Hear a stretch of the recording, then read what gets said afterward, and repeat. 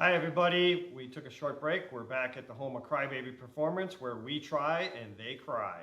So right now we're moving on to, we'll call it cam profiling, cam timing, one of the biggest gains in the engine that you can get. And they just changed the rule. So now all the numbers will come in and we can get even more out of this motor than we could before. So I want to give a quick shout out. We've got people watching from all the way from Washington State to Maine. And thank you guys for all watching. Hopefully you guys are all getting good power gain secrets out of this. And you tech directors are all watching so you can have some good techs next year. So I'm going to turn it back over to James. And this process is a little painstaking, so stick with us. But we're going to show you how to do cam timing. And again, it's not, they're hardly ever do this at the track. I've never, out of 300 races, I've never seen them do this at the track. And so I'm going to turn it over to James. It takes a little bit of time to do it, but we're going to try and roll through it with two people. Okay, go ahead. Okay, so here's the intake lobe profile specs. They're giving us a range at 50 thousandths, 10.5 to 14.5. This was one of the very last things that I ever looked at on our pursuit for a good engine because I didn't understand it. I'm like, what are these numbers and how? I don't even understand how you get to this number and why are they giving us a 4-degree spread here and a 4-degree spread and 5-degree spread here, and the max lift I kind of understood because that was the profile. Can you grab me that camshaft off the table? And then the exhaust, I'm like, why are these numbers have such a big spread in them when there's nothing else in the manual that has any kind of drastic spread like that? So what we're basically doing is, here's your camshaft in your engine. Okay, now the camshaft is ground into this shape, okay, and 99% of the time the cam profile, this profile, is the same as the next, the last, and so on and so forth. I've seen the machine that grinds these, and I would highly doubt if you bought 50 of these if you'd find one different than the other because the machine is repeating the same procedure over and over and over. So what we're going to do is we're going to measure to the top of this lobe, which is max lift, okay? And then we're going to start at the bottom of the lobe and go up in different points, like the first one's 50 thousandths. So we're going to find the bottom of this, and then right when it starts to move, you know, we're going to go to 50 thousandths, then 100, then 150, then 200, then max lift, and then we're going to come down to 200, 150, 150, and that will give us all the measurements that they have laid out here in the profile of the cam.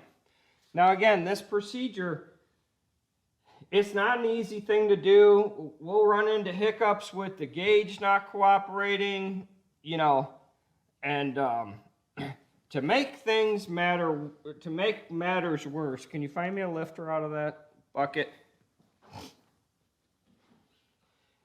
In red lettering, they added this hocus pocus that says, when indicator is mounted on top of lifters, use a 3/16 or a 1/4 inch ball between lifter and the dial indicator end. Okay, that's like stand on your head and touch your toes, because I don't see how that's going to work. So maybe that's to discourage people from doing this timing.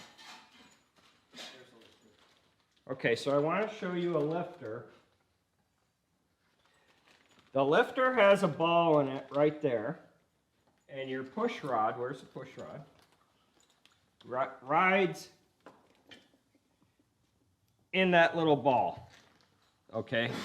There's nothing else there. Push rod and ball. So why would I want to put a ball bearing between this and this? I don't understand the point. Well, I do understand the point, but it's silly. Now this dial indicator has a round little ball on the end of it. It fits just fine in that lifter. But now if I put a ball bearing on top of that, again, what's the point? It fits just fine in there. So we don't have a ball bearing, and I don't believe in the hocus pocus, so we're going to do it the way that we've always done it. And it's going to come out the same measurements. So, first things first, we have to find top dead center. So we have this tool right here. It's pictured in some of the manuals. I don't know if it's pictured in this. We 3D printed this tool and this tool so that you can check this timing and the cam timing. These are going to be available for sale. We don't have a price yet. These are hot off the 3D printer. So we're going to show you how this works.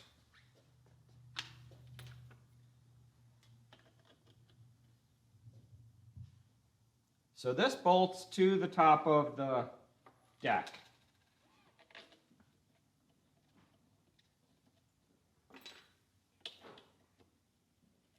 I'm going to have to leave it loose so we can jiggle it around too. Yep.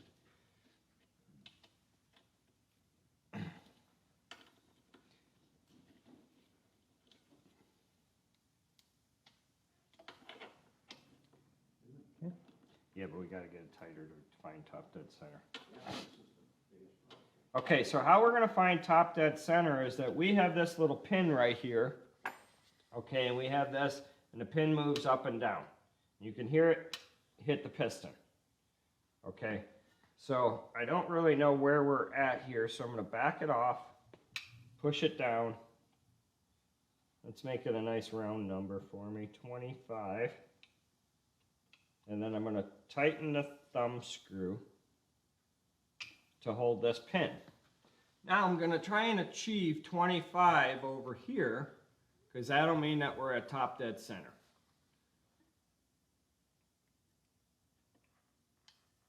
Pushing it up. And the pin moves pretty easily, so we want to be very gentle.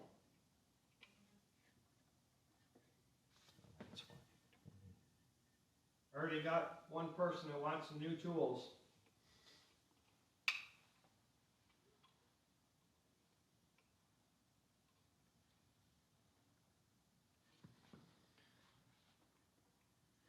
Okay, it's at 24 on that side. Then we're going to rotate all the way around, and the piston's going to start coming up. And it just touched there at 30. So now we need to move 3. What? 3. 3. Spots. 3? Yep. You were at 24 and 30. That's 6 difference, so 3 spots. So 3 right there. I need my wrench, my 8mm. Is that underneath that stuff over there? It's very important that the pointer is tight. Where were we at? Should be at 27. Okay, but I want to bend. I'm always bending these pointers around because I want it to be exactly perfect. Because you can't do this unless it's perfect.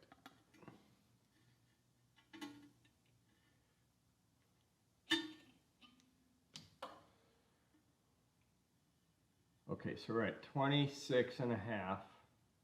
What do we want, 27? Yep.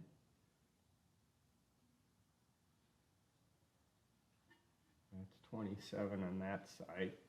Now we're going to roll. The other When you side. get the 3D printed tools available, they'll probably be on inline tube.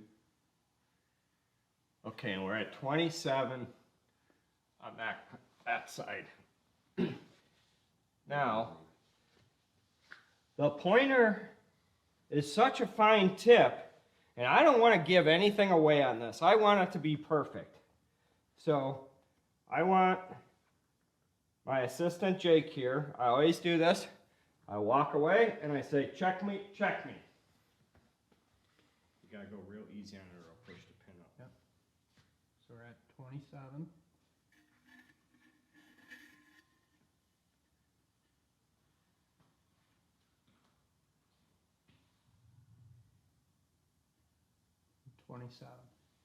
Right on the money. Okay, so now we can take our pin out of the tool. Now what we want to do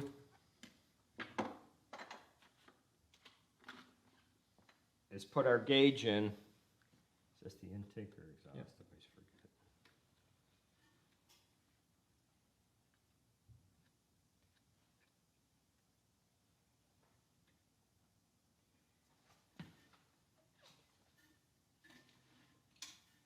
And now we're trying to find the bottom of the lobe, which looks to be right there. Bottom of the lobe is when you're spinning this, the number on the dial indicator doesn't move, or it moves very slight amount. So right before you're about to do the measurement test, you got to make sure that you're at 0 because it'll move just a tiny bit. So what we're doing is we're tracing this bottom, which is the base circle of the cam. Okay, we don't care about the base circle, except we care right when it starts moving. So that dimension is that much of a movement, 50 thousandths, okay, up that ramp. Well, it's probably this side. Up this, doesn't matter, up the ramp, okay? And then we're looking at a number in their manual, which they say we can be 10.5 to 14 at 50.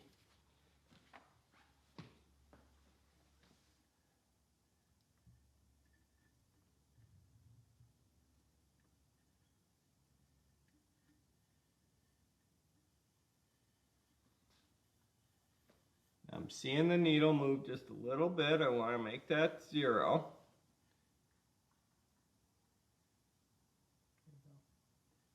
And then I always go back and forth a couple times because I want that 0. So see it moved, back to 0, moved, back to 0. Now we're going to go 50 thousandths, which is right there. Right there.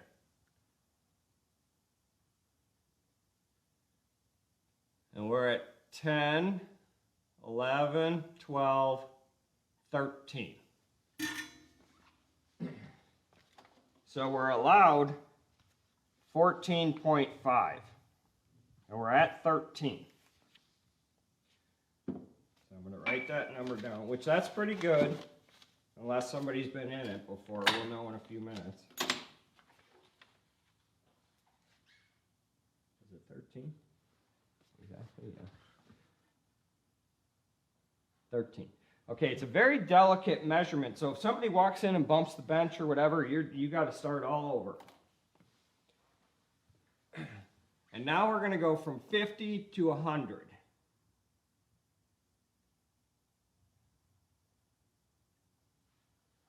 And we're at 29. 29. 29 and a quarter, let's call it. 29.25.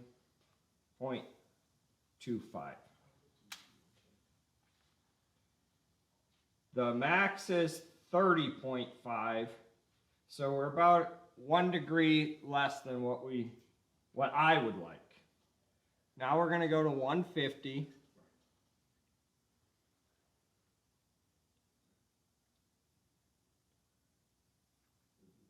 $47, $45, $46, $47, $48. $48. And we're allowed 49.5, so we're about 1.5 degrees off there. Now we're going to go to 200, which is right there. And we're at 75.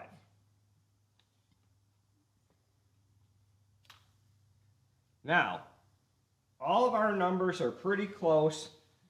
71 to 76, we're at 75. 34 to 49.5, we're at 48. Now, with all honesty, I don't know this engine. I don't know where it's been, and it doesn't really matter. We're checking it, and it's falling within the limits. So it is legal as all day long. But if this was my engine, I'd want to be at the 14, the 30, the 49, 76. I'd want 1 more degree out of it. Typically, when you get a brand new engine and you degree the cam, it falls right in the middle of these two numbers. So I'm guessing that somebody's been in here and has moved the gear on the crankshaft. And let me grab that.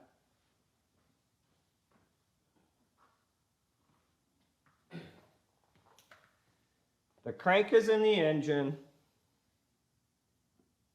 The cam is riding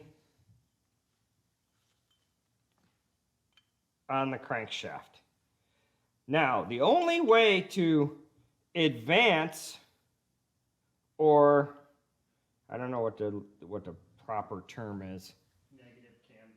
Negative cam timing, because I don't want to offend anybody out there, but you know, words change over time. So negative cam timing or advanced cam timing, by moving this gear on this crankshaft, you can advance or negate the timing. Okay. Now I know some of you people go, I don't believe in that. Well, NASCAR makes their own camshafts and plays with every 0.5 degree for every different track that they run on to find a camshaft that produces the most amount of power. And from what we're doing is we want more torque in the corner of the racetrack, which more torque is going to be towards this 14.5, 30. Now let's say you wanted a fast car right off the get-go and you wanted to get to jump. Well, then we'd move it to this 10.5.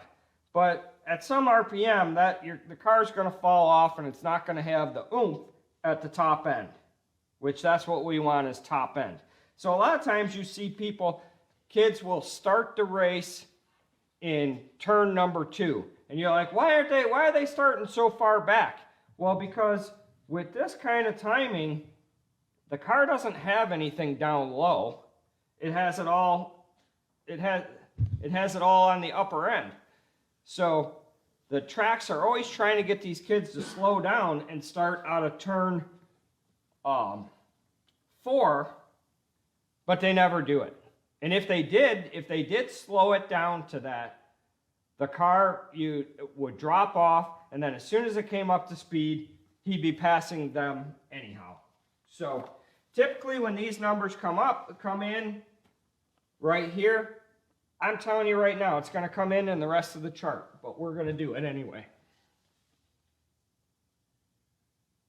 So the max lift is in the 227 for the max. It will never be 227. I'm betting 223. So we're at 210, 220,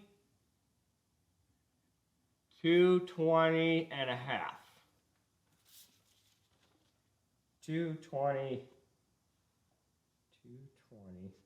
220.5. I've never seen that number be the 227. It's always less than that. So now we're going to go back down the other side of the cam, back to 200, right there. What's that number, Jake? 136.5. Okay, 136.5. And we could be between 135 and 141. So we're in spec. Okay, we're gonna go to 150. Is your head in the way? And that is 163.5. 163.5. The book says 162 to 167. We're in spec. Now we're going to go to 100.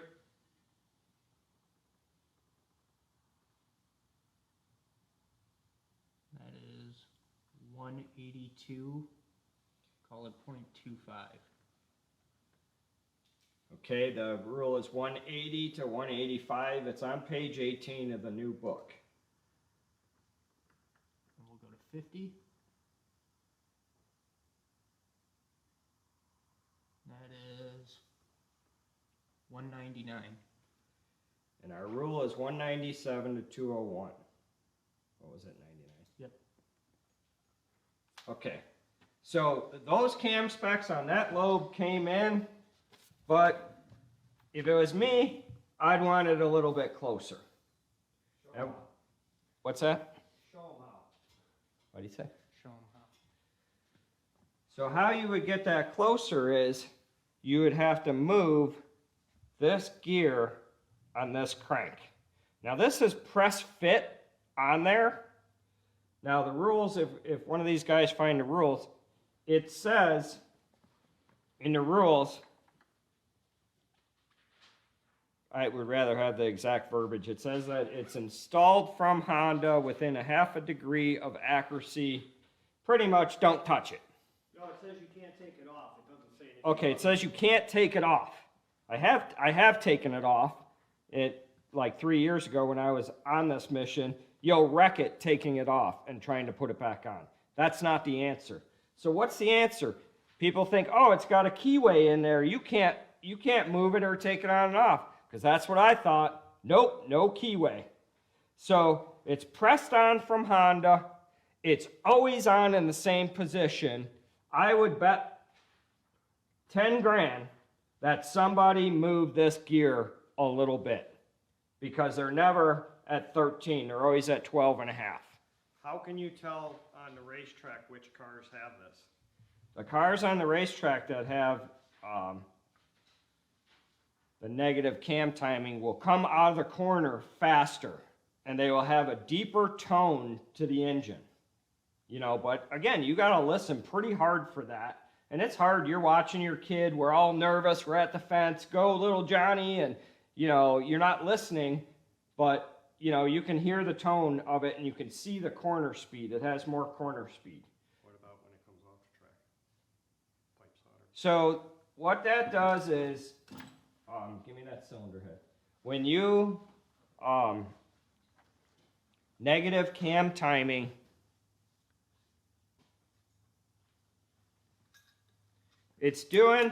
what it's doing is it's timing these valves to open and close, okay? When the motor's going, the valves are opening and closing in sequence with that cam.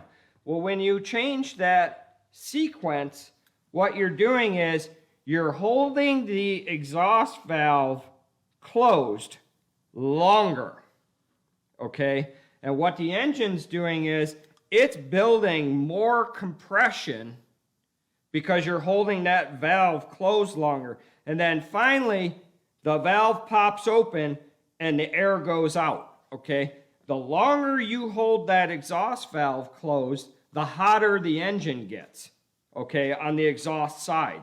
So typically if you put your thermometer on your pipe, and the pipe will read 1150 degrees all day long if you've never touched the engine. If you hold this valve closed longer, that pipe will go up to 12, 1250, depending how much you're holding it closed. because it's releasing that higher compression and hotter exhaust gas. And then you'll hear it in a car when it comes off the racetrack, because you're pushing the car forward. There's no way to turn the fuel off on the car. So the fuel's going into the cylinder and into the hot exhaust pipe, and then the car goes pop. And then somebody looks and they don't pay no attention, but I'm listening to that pop. And then they push it again and it goes pop. And depending how many times in the summertime when it's really hot, a stock engine, you can get it to pop. There is no doubt you can get it to pop once or twice. But holding this valve closed, it'll pop 5-6 times. And then that's the clue you're looking for. Well, they got the one up on you because they have negative cam timing, which is holding that valve closed longer, building more compression, and making more power in the engine. Okay, so now we're going to move to the... I know you guys are dying to know how you do it, and I'm going to show you how to do it. But we're going to move to the exhaust side. So now we're going to take the dial indicator out of this hole, and we're going to move it into that hole, which is the exhaust.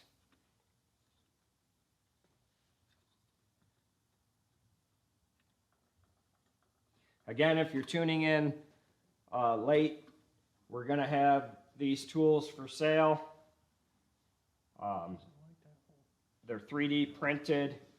This is our first run of them.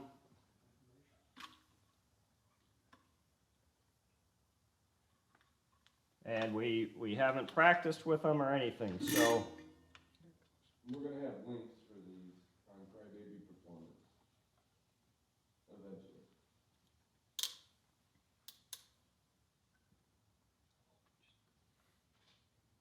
Okay, so that's tight. Now we're just gonna have to. Okay, so now we're going on the exhaust side. Now the exhaust side is especially tricky because you have this exhaust release. Okay, it has a little shaft here, and it pushes. When the lifter goes around, it hits this little tab and it releases the exhaust. Okay, that's how we can push start these engines. So like, you know, push it off and it'll start, because what it's doing is it's opening the exhaust valve to let the gases out so that it doesn't have so much compression. And then once the engine fires, this spins out like that and is no longer in play. But if this little spring is broken on here, which I have not seen it broken on a Honda, but I've seen it broken on a Briggs, oh my God, is it hard to start. So this compression release on the dial is going to go up and then it's going to pop back down. So you have to look for that when you're doing this. So now we're going to look for our base circle. I think you're at it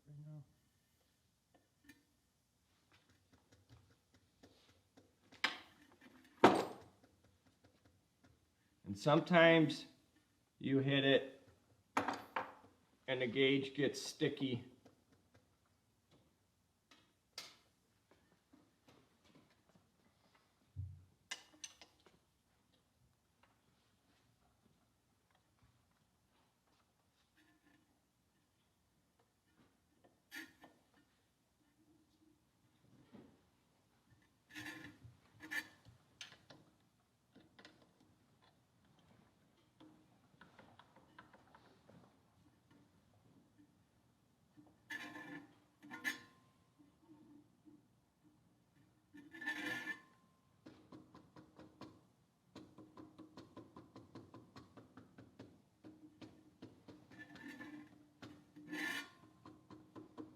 Once we get it on the base circle, there we go.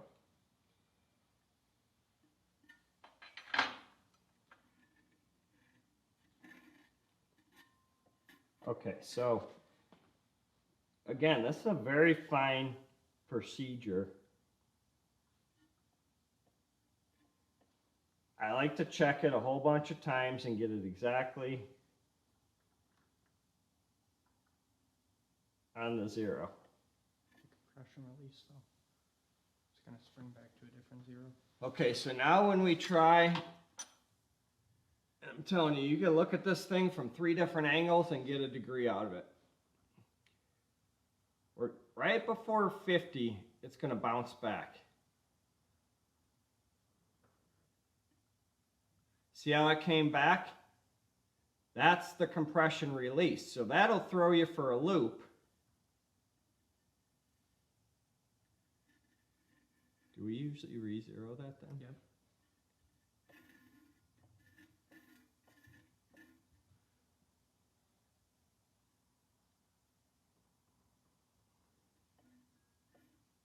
Okay, now here's our true 50. Again, if all things are right in the world.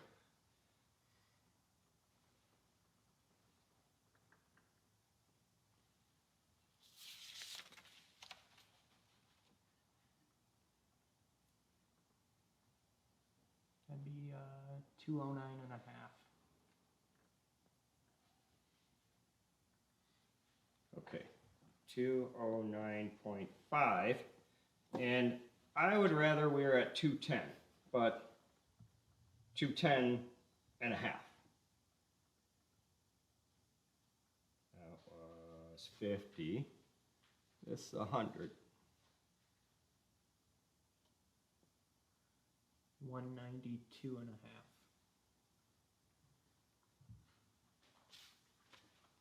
$192.5. And we're allowed 193.5, so it's holding true on that degree. Now we're going to go to 50. 174.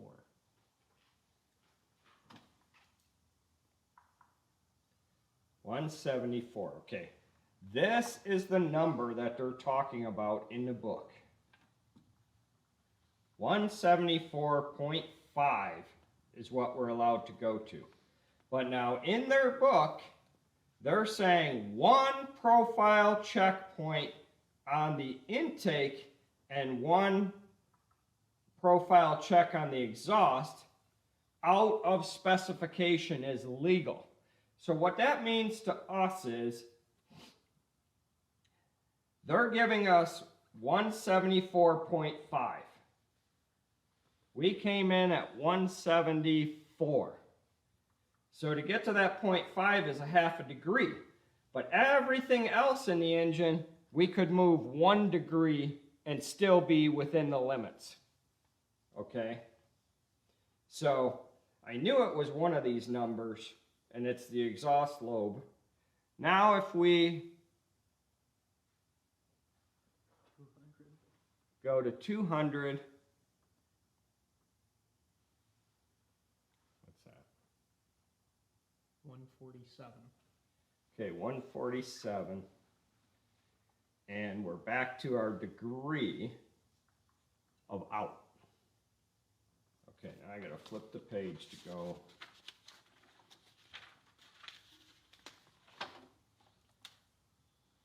Max lift 229. So that's 10, 20, 5, 6. 226. It never goes to 229. 226. Okay, now we're going back to 200, which is right there. 72 and a half. 72.5, we're allowed 74. 150. 41. No. 46. Oh, 46. Yeah, 46. 46. We're allowed 48. I lost my spot in my head. 100. 27 and a half. We're allowed 29. 27.5.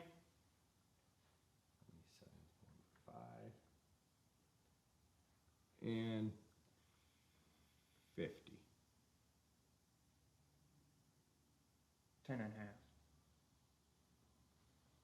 10.5, which is right in the middle of the scale. So the reason they're telling you that one number can be out is because one number is going to be out. And it's always been out. So that's how we do cam timing. Now the other thing about cam timing that some people know or don't know is you got to be really precise on this. You can't be shaking stuff around and moving it around. We can move this needle 1 degree. Give me that screwdriver. If we push out on the flywheel or in, this one didn't move, but we'll get to that. If you, in the tech book,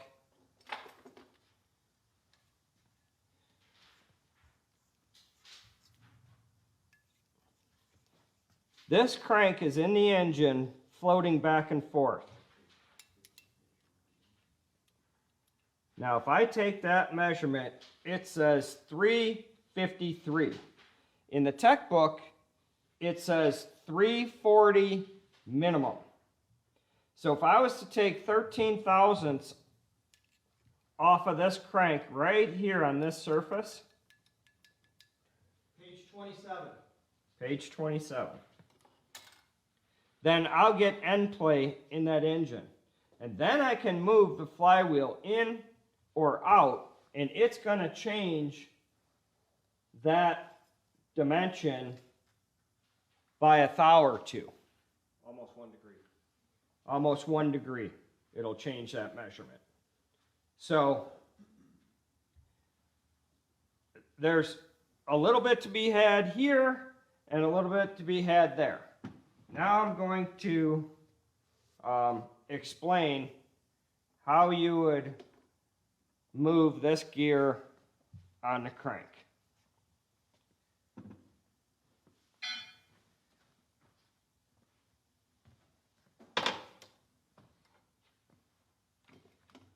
Now we don't have the rest of the engine apart, so it's a little difficult, but I can explain it.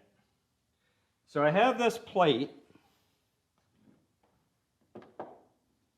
that bolts, oh, give me that case. I got an engine there, Joe. I could probably show 'em. You just throw the crank in there real fast.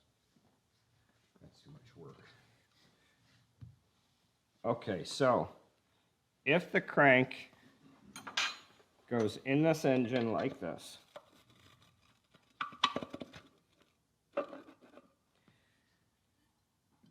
and then our tool, see how it has the pieces on there for the crank? For the camshaft. Crankshaft.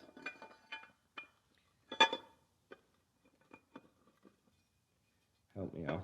Okay, just slid on.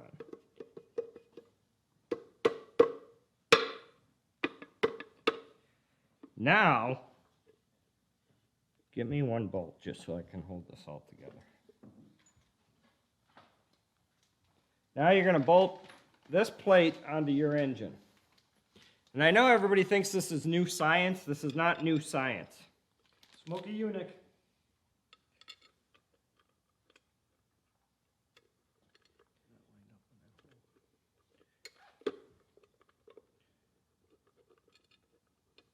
I don't think that's the right size. Okay, maybe it is. It might bottom out. 'Cause it's Okay, not- that's fine. I just don't want it to fall apart. Okay, so here's the plate. It's holding that gear. That gear cannot twist one way or the other. Then what we're going to do, move the manual,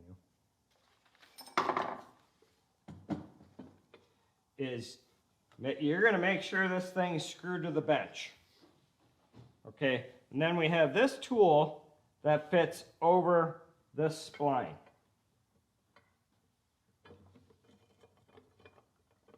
Nice Like that. snug fit. Now when this is all bolted together, it's a nice snug fit. Then you're going to take, see again, we're on the opposite side. You have your degree wheel on the engine. It's on this side of the engine. It's hard for you to see it, but we're trying to demonstrate. Okay? And then what you do is you make a mark on the degree wheel. It don't matter where this is, right there. Okay?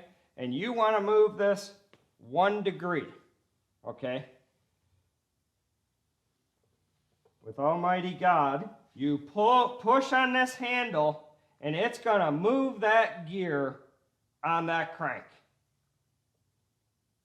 I want to go this way, but the first move, it's going to jump. So I tense up every muscle in my body. We have this thing bolted to the bench, and Jake's watching the degree wheel on the other side, and I'm moving this, and then it moves. And then I go, Jake, how much did it move? And he goes, 1/2 degree. And I'm like, damn it. So then I have to do it all over again. And I go, how much did it move? And he goes, well, it went a little bit too far that time. And I'm like, okay, how much do we got to move it back? So if you don't mark the degree wheel on both sides of it, you won't know where you came from. So then I got to move it back ever so slightly, and it moves back easier than the initial move. And then you move it back.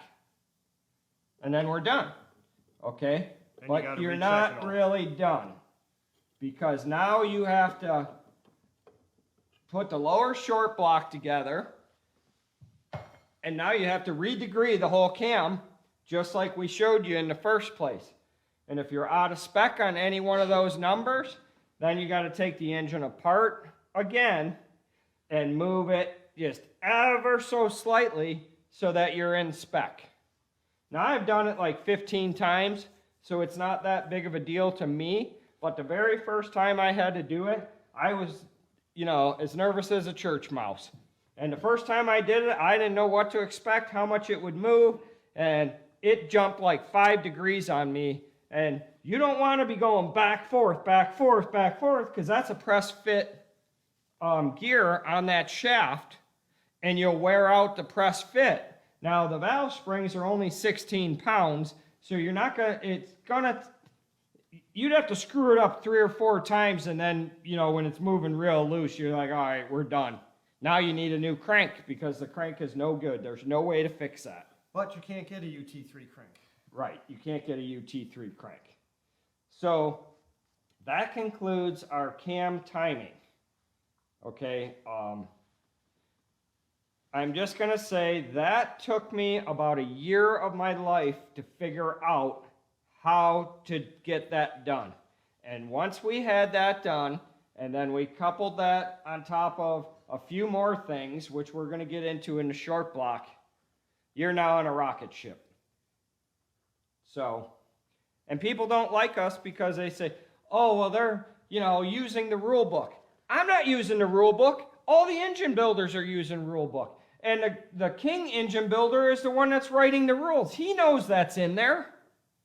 Okay? And they know that the timing rule is in there and all these other rules. But they always try and scare you like, don't touch it. Don't grind it, don't cut it, don't touch it. Okay? Well, I'm telling you what. They're all doing it. So you should know how to do it too. Okay. And don't mistake me. I'm passionate about what I've learned so that I can share it with all of you. Because this is kids racing, and the playing field should be level. All right, we're going to take a break and clean up some of this stuff, and then we're going to get into the short block. What hour are we on?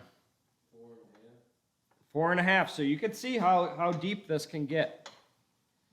Okay, stand by and come back in a couple minutes.